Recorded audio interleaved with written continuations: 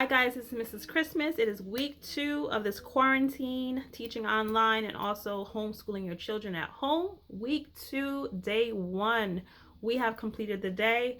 I hope your day went a little smoother than last week. However, just keep in mind that this is a new process for all of us, right?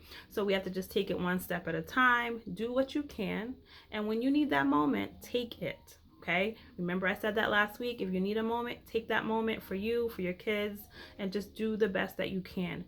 Remember, create that positive environment in your home. Make sure you have nice space for your kids to be able to work, a nice working space. And just make sure you are just pouring into your children as positively as you can. Today's topic, or basically today's tip, is what I want to share with you is to make sure that you're keeping reading a priority in your home. Okay, make sure that you're keeping reading a priority in your home. I know a lot of you are saying, your children don't like to read. They go on these apps and then they're off of the app, they're playing games. But you really need to make it a priority. So if your children are not showing interest in reading, then you need to find out why. Why don't they want to read? Maybe they don't want to read because they can't. Maybe they're struggling readers. Maybe they don't want to read because they don't have the resources. They don't have the books. Maybe they just cannot find things that they are actually interested in. So here's what you need to do. You need to open that discussion up with your children. Find out what they're interested in. Find resources, books that you may have around the house that they will be interested in. Don't just set your goals on what their reading level is. You want them to be introduced to many different types of genres and interests. You want to spark that interest. Okay, that is the main thing. Spark their interest for reading. That may not be just an app with books. It could be a book in the hand. It could be a different genre than what they're used to reading. It could be magazines. You want to start with what they're interested in. So that means that a conversation needs to happen.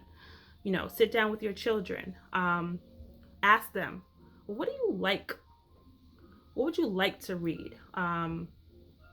Even the characters that they may, watch on television sometimes can spark an interest for a book that can go along with that. So they may not be able to read it yet, but they can look at pictures and take picture walks and things like that. So you want to gain that interest, and then once you know what they're interested in, get books that serve around that interest. Okay, so that's number 1, gain their interest. Number 2, make sure that they have the resources. Right now online, you can pretty much Google any reading program, reading apps, and they are free. So there's really no excuse right now.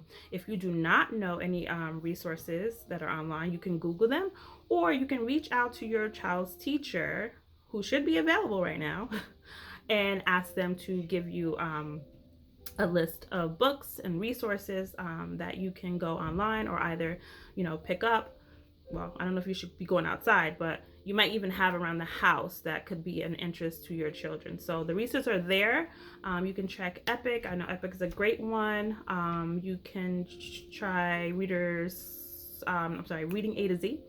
Reading A to Z has lots of leveled books.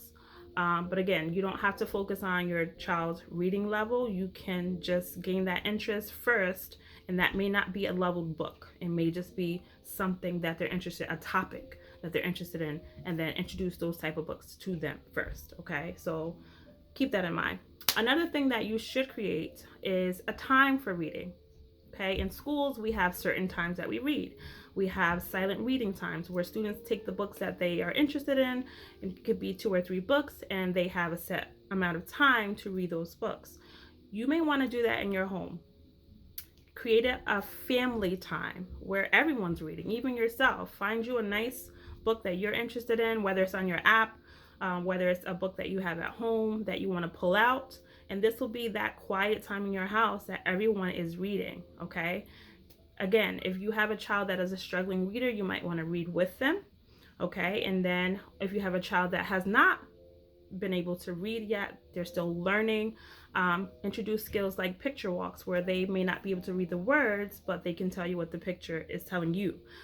So try everything that you can to get your child, I'm keep saying child and students in my head, but to get your child and your students reading. Okay, so reading is very, very crucial. Reading is very important for all of us. We have the time, guys. We cannot say that we don't have the time. God has created the time.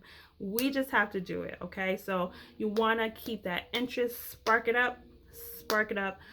Make sure your kids are reading and enjoy books. Enjoy it. Reading is just a nice time to just indulge and just take your mind off of everything else and just get in a good book. So encourage your child to read, encourage them that they're doing a good job, that they're trying. Give them praise for everything that they do. Give them praise. Kids feed off of praise. So praise them for every little single thing that they do and keep encouraging them. My job here is done. My job is to encourage you that you're doing a good job. Keep up the great work, guys. We are doing it. It is not easy, but we're doing it. So give yourself some credit. Keep the pace. Keep the daily schedules going. Keep the positivity going. And we're going to take this one day at a time. I will be talking to you guys again tomorrow. Love you. Stay safe. Stay prayed up. And I will talk to you soon.